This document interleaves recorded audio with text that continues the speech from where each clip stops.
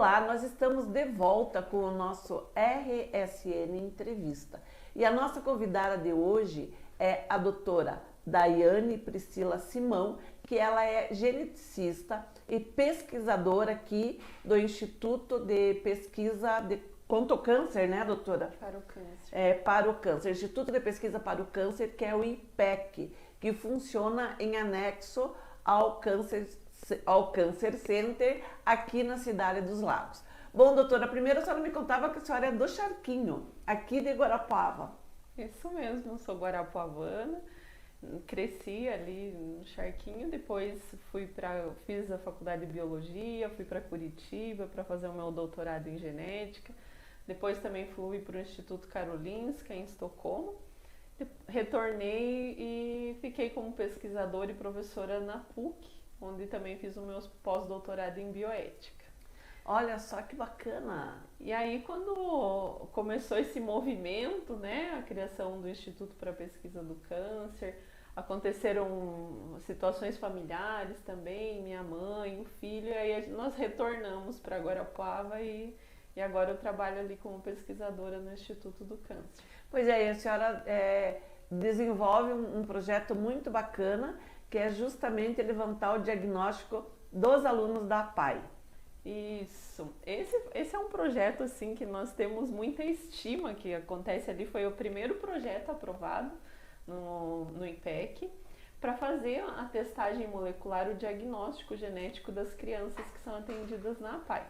Então, nesse ano pandêmico, né, Sim, que as crianças estão retornando, nós fomos fazendo um levantamento de quantas crianças, quais são os diagnósticos que já existem, feitos clinicamente. Muito pouco das crianças têm esse diagnóstico genético, porque o diagnóstico genético, o acesso é difícil e o valor, né? Ele tem um custo que é elevado. E aí nessa busca, né, vimos primeiramente as síndromes, então síndrome de Down tem uma frequência grande, e o segundo maior que predomina, né, o Down? Down é o predominante.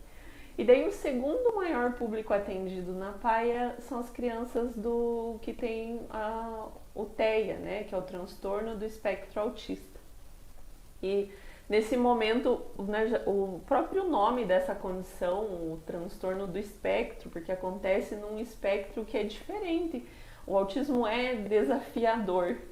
Então, como equipe de pesquisa, nós temos uma equipe que é composta pelos pesquisadores, tem mestrandos, doutorandos, profissionais da cidade que trabalham neuropediatra, psicólogo.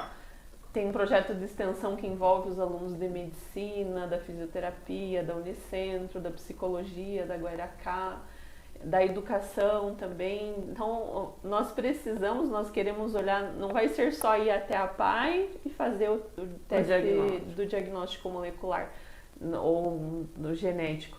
É fazer um trabalho integral, olhar para essas características, porque o próprio profissional da PAE tem esse desafio, né? Ele tem o diagnóstico clínico, mas não tem a comprovação ou não tem a contribuição do teste genético para saber que aquilo é exatamente a condição clínica que está sendo colocada.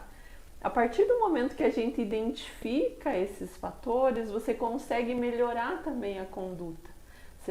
Quando a gente conhece aquilo, os próprios pais conseguem planejar melhor as próximas gestações.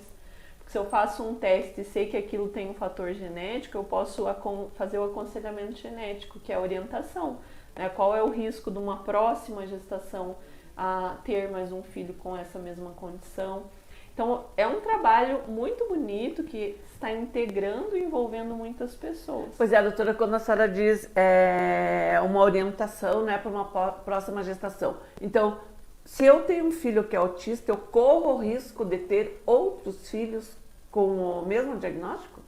Quando nós falamos de doenças complexas ou condições complexas como é o autismo, nós precisamos levar esse contexto pessoal também. Nós vamos olhar dentro do histórico familiar, porque o autismo, a nossa genética, né, ela é uma balança, um peso que pode ter mais fatores genéticos envolvidos. A gente pode pensar para o autismo como uma condição de altura na população, por exemplo. O padrão de herança do autismo é como o de altura.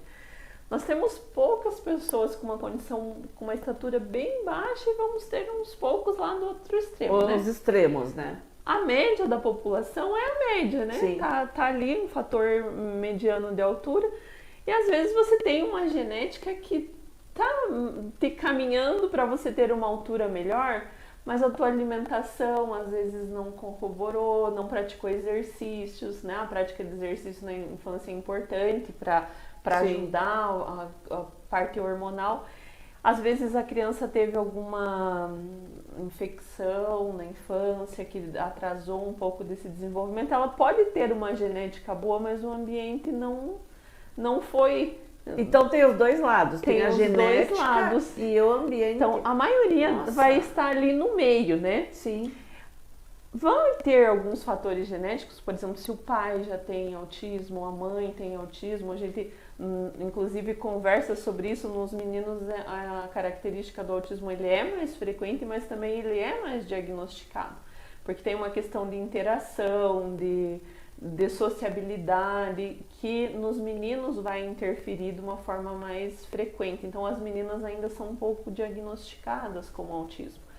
Mas pensando assim, né? Às vezes o pai já tem um diagnóstico, alguém na família, nós vamos começar a calcular esse valor de risco para o próximo filho diferente de uma condição que é o primeiro caso.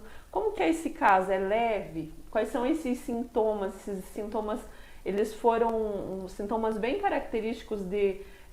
tem crianças que não podem com nenhum ruído e você faz uma intervenção, muda o ambiente para a criança conseguir ficar mais tranquila, e mesmo assim é muito forte aquele biológico. A gente percebe que existem fatores biológicos que estão sendo mais determinantes. E aí a gente pode fazer uma investigação genética para tentar ver se tem genes muito fortes ali.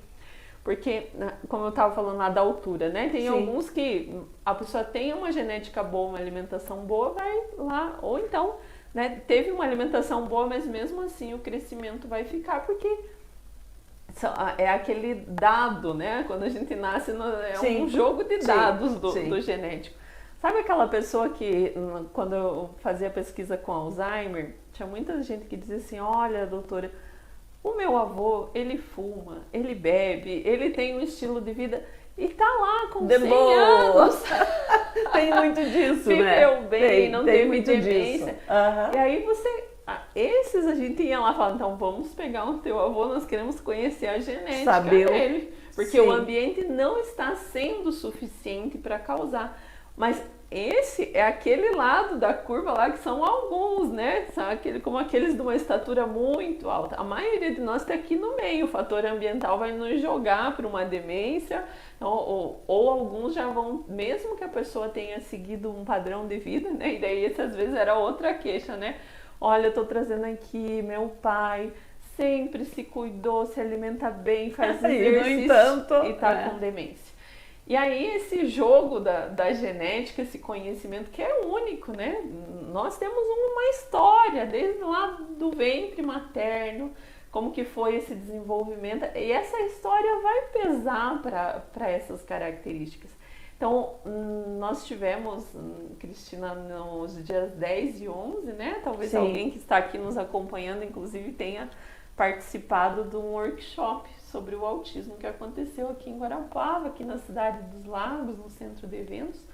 Porque como que a gente chegou nesse workshop? Quando nós pensamos nesse desafio que o espectro autista traz, na nossa equipe nós sentimos a necessidade, nós fazemos formações continuadas ali no Instituto como equipe de pesquisa, mas nós temos uma chamada NAP Genômica, que, né, é aqui do Paraná, e quem coordena é o IPEC, né, o nosso presidente, Dr. David, é ele o coordenador do NAP Genômica, e ele envolve mais de 300 pesquisadores.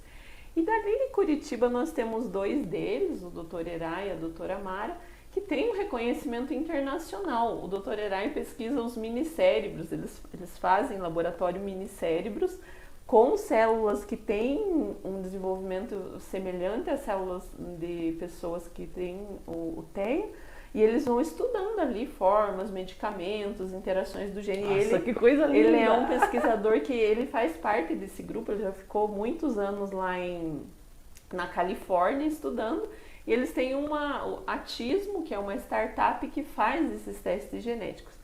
Quando a gente convidou, falou, Eray, já que você tem essa experiência em genômica do autismo, você analisa esses dados, você não quer dar uma palestra para nós? Mas o convite era assim, uma live, né? Ele falou, não, eu quero ir aí, Cidade dos Lagos, Guarapuava, eu quero conhecer, quero ver o IPEC, o que está acontecendo aí é único. Ele falou, olha, eu já conheço no Brasil, conheço aqui na América Latina, é único o que está acontecendo aí. Olha eu quero só. estar aí com vocês. Eu quero conhecer todo esse movimento que está sendo feito aí em Guarapuava. E a doutora Mara foi a mesma coisa, ela é neuropediatra no Pequeno Príncipe, também é professora em várias instituições nos Estados Unidos.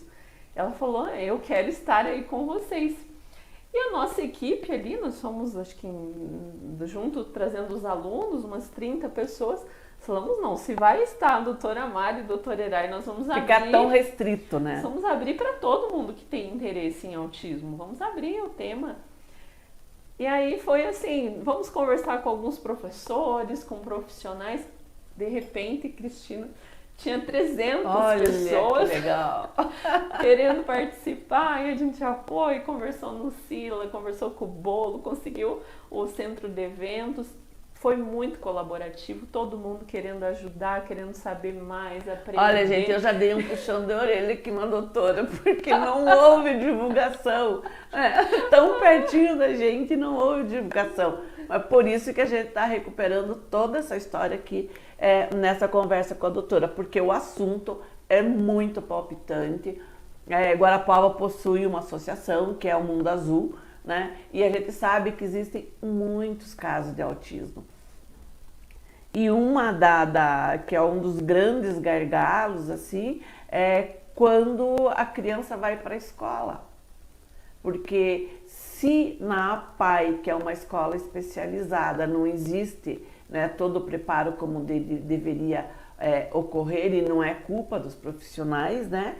Imagine numa escola pública, né? Os profissionais, inclusive, é um movimento que eles vieram... A própria família, né, doutora? Eles vieram e falaram, a gente quer saber mais, nós precisamos de instrumentos, nós precisamos de pessoas que nos ajudem a melhorar.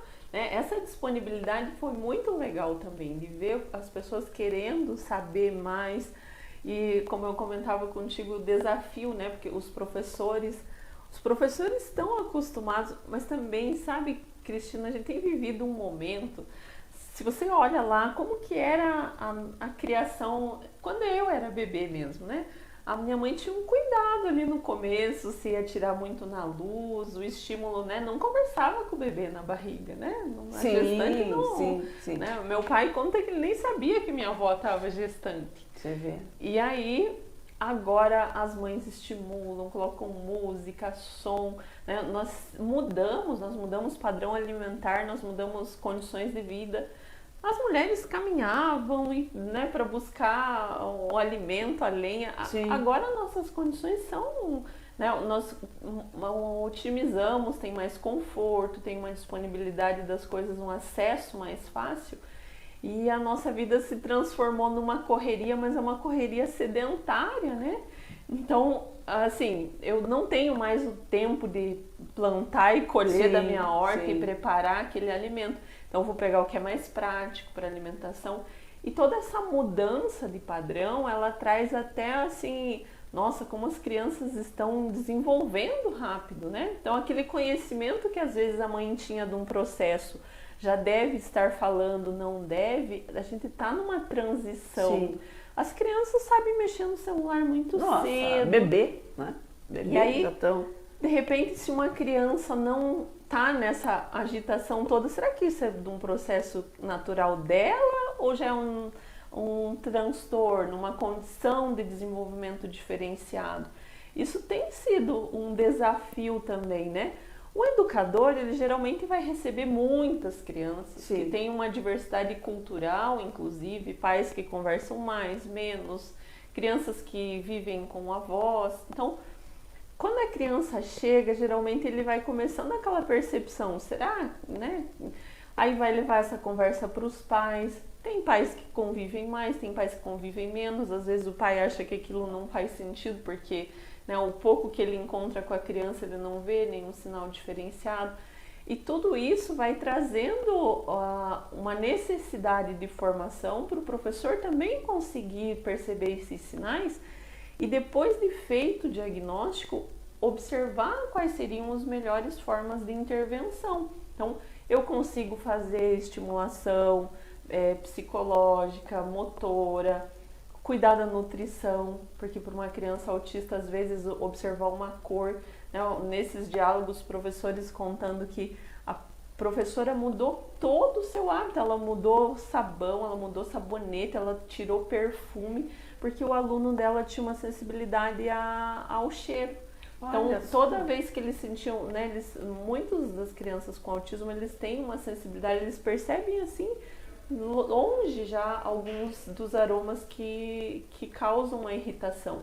E aquela irritação do cheiro faz com que ele fique nervoso, tenha uma agressividade com os colegas.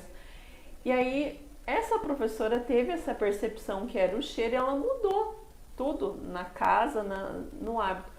Mas às vezes o não conhecimento, o cheiro, o som, a aulinha música, né? A escolinha, a creche funciona muito com as musiquinhas. Sim. Chega uma música, palmas. Para algumas crianças esse ruído assim também é algo desesperador. E o que nós vamos fazer? Não vamos colocar lá? Como que nós vamos nos adaptar? Então, são esses elementos, né, qual que é a fase do processo do desenvolvimento pedagógico? Vai chegar um momento que a criança vai conseguir ambientar-se a esses estímulos? Para muitos dos casos, sim. A partir do momento que ele sente segurança, confiança, você consegue ter espaços na sala, ter cores de preferência, mas o professor precisa saber. Ele precisa que seja informado. Nossa, é muito complicado. Né? A mãe precisa, né, ter isso que, olha, vamos mudar a alimentação. Né? Tem crianças que só gostam do crocante. Então, a criança começa às vezes a ter déficit nutricional porque daí a mãe sabe que só come salgadinho, só dá o salgadinho. Aí a criança começa Sim. a ter deficiência de vitaminas e irritação, a falta de sono decorre. Então, são muitas pequenas coisas do dia a dia, desde o acordar até que precisam ser monitoradas. E aí, o que nós, como Instituto de Pesquisa, né, como geneticista, a gente vai trazer de contribuição? Hoje, nós podemos fazer alguns testes e buscar marcadores que você consiga já ter essa identificação antes mesmo de precisar fazer essa experimentação e aí modular a forma de tratamento, melhorar as nossas terapias. Você perguntou a causa, né? Nesse processo da pesquisa, nós estamos tentando buscar todas as causas fatoriais, os fatores que são ambientais plausíveis de mudar. Então, se tem um elemento que é mais propício, como que isso... Agora eu lembrei que eu cheguei a falar para você, a doutora Mara, eles fizeram um estudo lá no Pequeno Príncipe, onde eles investigaram as crianças que ficaram no berçário, que eram prematuras. E teve uma relação direta entre a quantidade de intervenção e picadas que a criança levou e o desenvolvimento do autismo. Aquela criança numa fase primordial do desenvolvimento, né, das células nervosas, ela levou tanto estímulo que aquilo hipersensibilizou e levou ao desenvolvimento do transtorno. Então, aos poucos, nós vamos identificando esses fatores e como que pode ser modulado isso, mudado para diminuir esses sinais, sintomas. A qualidade de vida materna, né, o planejamento da gestação, cuidar dos elementos da gestação, ver níveis de ácido fólico, folato, vitamina B12, tudo isso é bem importante para a prevenção das doenças que acometem principalmente hoje nossas crianças dentro da saúde mental. Meu Deus, é muita coisa, né? Porque tem casos, acho que é um caso bem, assim, bem típico, que a gente até poderia abordar aqui, é do jogador, né? Do Messi. Que né, o noticiário sempre diz que ele tem um espectro autista. Pelo fato, acho que de ser muito tímido, enfim, uma série de coisas. Então, o que eu queria lhe perguntar, a timidez, ela está associada a isso também? A mídia tem feito um trabalho que ao mesmo tempo divulga o autismo, fala das características, mas ela também romantiza, né? Então muitas séries trabalham de uma forma que não condiz com o que a família passa. Então o espectro autista ele vai ter alguns níveis, por exemplo, para a criança estar na PAI, ela tem algum nível de comprometimento intelectual, né? A PAI tem esse critério para a criança fazer parte, ela tem que ter o comprometimento. O autismo pode ter desde um comprometimento até uma superestimulação e aí já vai ser mais para as síndromes, né? Dentro desse espectro amplo tem pessoas que têm uma inteligência, às vezes é uma inteligência corporal, uma inteligência das múltiplas inteligências, também intelectual, que está acima da média. Agora, o que acontece, né? O Messi não tem um diagnóstico, ele tem algumas características que podem aparecer, mas isoladamente elas não dão um diagnóstico, porque para o diagnóstico você vai ter um quadro, uns critérios, e entre esses critérios estaria a falta de interação social, o olhar nos olhos, a empatia. Sim. A pessoa com autista, e isso tem gerado inclusive problemas quando o adulto chega no mercado de trabalho, na universidade.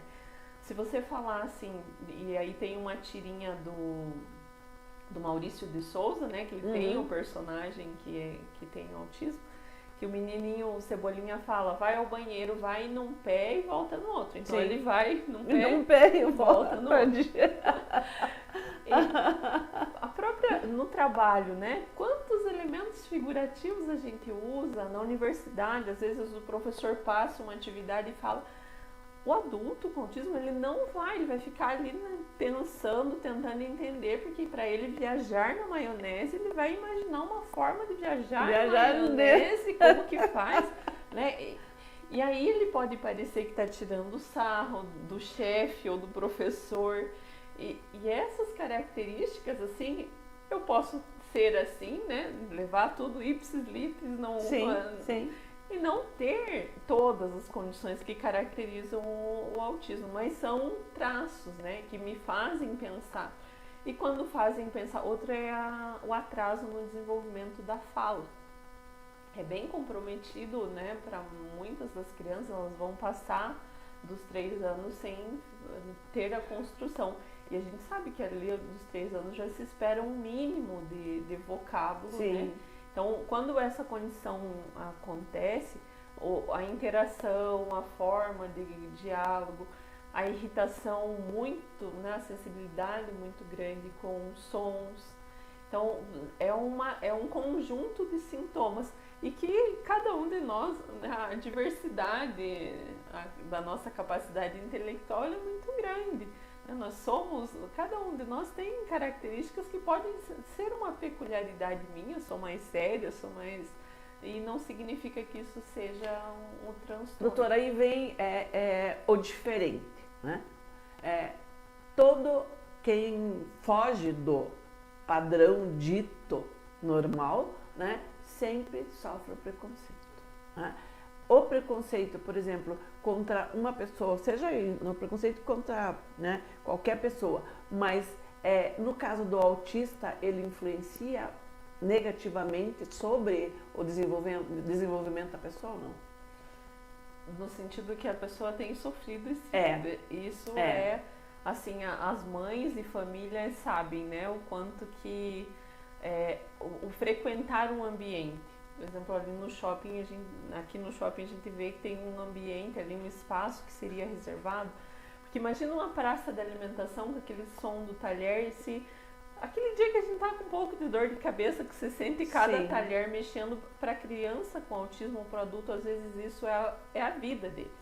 É o tempo todo sentir. Ou eu lembro, Cristina, quando eu estava grávida, que eu senti o cheiro do café de um aluno vindo assim a quilômetros, e aquilo parecia monstros. E às vezes a vida da criança com autismo é isso, tá vindo aquele cheiro, e aquele cheiro tá causando uma irritabilidade, e a criança tá ali, de repente tudo isso se soma, ela vai jogar as coisas, ela vai gritar, ela vai querer bater no colega. Isso vai causando no dia a dia, vai se somando de olhar.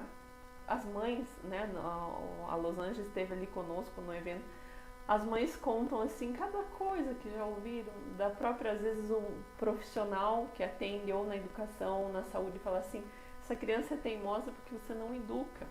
Nossa. Por não saber do que aquela mãe passa pela sensibilidade. E a preocupação da mãe, ela fica com o coração dividido entre o que os outros estão pensando dela, porque ela está fazendo de tudo para tentar manter o equilíbrio para sua criança não estar sofrendo, e tem a criança que vai sofrer, porque se todo esse movimento está causando uma irritação, uma perturbação, e ela não sabe verbalizar, porque se a criança conseguisse, olha, o barulho me irrita, vamos sair daqui.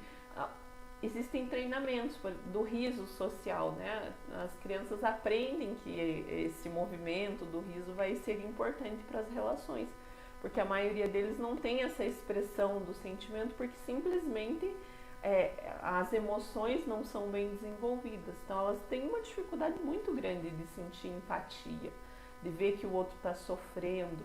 Então a mãe está ali sofrendo, mas a criança não está sofrendo com o sofrimento da mãe. Ela se mantém, ela aprende, isso é amor, isso é amizade, as expressões, mas ela mesma não expressa. E o que mais sofre é esse entorno, né? E a criança, nesse sentido de emoções, e quando vai se tornando adulto, ele vai percebendo essas nuances, ou sofreu na escola, né? Uma reprovação, alguma forma de não considerá-lo. Só que o não considerá-lo para o grupo geralmente não atinge, né? Sim. Então, porque eu fico imaginando assim, o sofrimento das mães, porque o contato que eu tive pela associação, não era Los Angeles ainda, era Ana Paula, a doutora Ana Paula, que tem, né, 2 filhas que são gêmeas e que são autistas e com espectros diferentes, né? Então, quando ela estava na presidência da associação, eu fui algumas vezes, né, até para fazer matéria em apoio e tudo mais. E o que a gente percebia, eu fui em umas 2 ou 3 reuniões, é que as mães que estavam ali, ou tinham algumas avós também, são pessoas muito humildes, são pessoas muito simples, né? Então, acho que isso é pior ainda, né? Dificulta. Por outro lado, eu tenho uma amiga e peço licença para ela, deve estar nos acompanhando, peço licença até para ela, para citar o nome dela, que é a Rita, né? Que ela tem... Só que ela é uma ativista, né? Ela é aquela mãe, ela tem um filho, já o Henrique já é adulto, né? Já tem acho que 20 e poucos anos, é um menino lindo, lindo, faz curso em engenharia. Ele é meio que um gênio, porque ele passou em 4 vestibulares, inclusive em medicina, no mesmo ano. E optou por fazer engenharia civil. A gente sabe que eles têm uma condição financeira bacana, mas o que ela sofre, né? Então ela briga com o mundo por causa daquele filho. Inclusive as mesas que tem ali, as vagas, que tem 2 vagas no estacionamento destinado para autistas, foi tudo uma luta dela aqui no shopping, né? Então eles moram entre Guarapuava e Curitiba, tudo mais, mas eu sei a luta que essa mulher tem, que às vezes dizem, eu já ouvi muitas pessoas dizer, e ela sabe disso, a Rita é doida. Mas eu acho que o sofrimento, né, faz você gritar mesmo, porque ela já teve até na presidência da República, sabe, na gestão da presidente Dilma e agora na gestão do atual presidente Bolsonaro, sabe, batalhando pelo autismo mesmo, para políticas públicas em prol de, né? Em algumas situações mesmo, eu acompanhei ela 2 vezes, uma vez no mercado, outra vez no teatro, porque o Henrique ele usa um cachorro guia, né, um cão guia, que era o Freud, e agora ele tem o Jung, e que, sabe, ela briga mesmo, ela anda com a carteira do cachorro, com a autorização e tudo mais, porque nos locais não permitem, né? Sim. Então, e ele não vive sem o cachorro, né? Então é o ponto de apoio nele, né? Então há muito. Bom, nós tivemos um problema com uma queda uma queda repentina da internet, mas estamos de volta então aqui com a nossa conversa com a doutora Daiane, que era justamente sobre, a gente falava sobre a questão do preconceito, né, doutora? Me diz uma coisa, quem tem preconceito não é uma síndrome também? Eu acho que isso é uma questão, né, de nós conseguirmos evoluir, amadurecer, são parte das relações humanas e eu acho que nós temos essa chance, essa possibilidade com o diferente e o apoiar, o estar junto com essas famílias para que tenham essa força de lutar, né? Você deu um exemplo de uma mãe que vai lá, porque a justiça, a equidade está, eu não posso querer exigir a mesma de pessoas que precisam mais. A distribuição precisa ser no tamanho, na proporção das necessidades. Nós falávamos das famílias que não têm as condições de conseguir todas as terapias, intervenções. Tem que ter um suporte social também, né? E aí esse desafio de estar juntos e olhar esse diferente e unir forças para conseguir avançarmos, né, dentro de problemas que são reais, porque quando a mãe olha e tenta entender o filho e tenta trazer o melhor, é aquele melhor para um problema que é real. Agora o preconceito nós criamos problemas desnecessários. Tem tantas doenças, né, que eu considero mental, inclusive, não sei se eu tô correta, né, mas a gente tem aí o egoísmo, a gente tem o preconceito, o ódio, né, esses sentimentos assim, sei lá, não consigo definir, né? Isso para mim é a maior doença, o maior mal da sociedade, né, doutora? As nossas fragilidades, aquilo que não se fica bem resolvido. Justamente. E você acaba projetando sobre o outro, né? É uma dimensão de maturidade, de amor. E essa é uma evolução que a ciência não vai conseguir. Acho que não tem pesquisa para isso. Não tem teste genético. Dentro das terapias, da convivência, até se discutem sobre isso, mas a gente queria ter um teste e um remédio, mas não, isso entra na complexidade. E são esses momentos de conversa como aqui agora que talvez, né, quem sabe algum elemento me faça pensar outra vez que eu estou olhando uma criança fazendo birra no restaurante, será? Né, eu consigo me colocar no lugar? O que essa mãe está passando? Né, então a sugestão de umas varadas, será que vai resolver o problema? É esse olhar para o outro com um olhar de amor, de misericórdia que transforma, né? Que ser ultrapassa. Um pouco humano, né? Não humanizar. Ser um pouquinho humano, né? No real sentido da palavra. Bom, doutora, foi um prazer recebê-la aqui. É um assunto palpitante, instigante e, acima de tudo, necessário ser abordado, né? Portanto, eu deixo aberto o convite para que a senhora retorne aqui quantas vezes achar necessário. Vou retornar sim. Nós temos muitos temas para conversar. Um dia a gente pode falar mais sobre genética. Sim, né? Sobre tudo. Medicina personalizada. Olha então, só. Foi a primeira de uma conversas. Série. Foi um prazer estar aqui com vocês nessa tarde. Então, agradeço pelo convite, Cristina. Então, e fica aberto, né? Reitero. E eu agradeço a você que nos acompanhou. Então continue ligado no seu portal www.redesudenoticia.com.br. E se você se sentir à vontade e quiser sugerir temas aqui para as nossas conversas, quem manda você sabe, é você, né? Bom, você fica aí pensando ou refletindo sobre tudo que foi dito aqui e eu e a doutora vamos tomar o nosso cappuccino italiano, feito especialmente pela Casa do Café aos nossos convidados.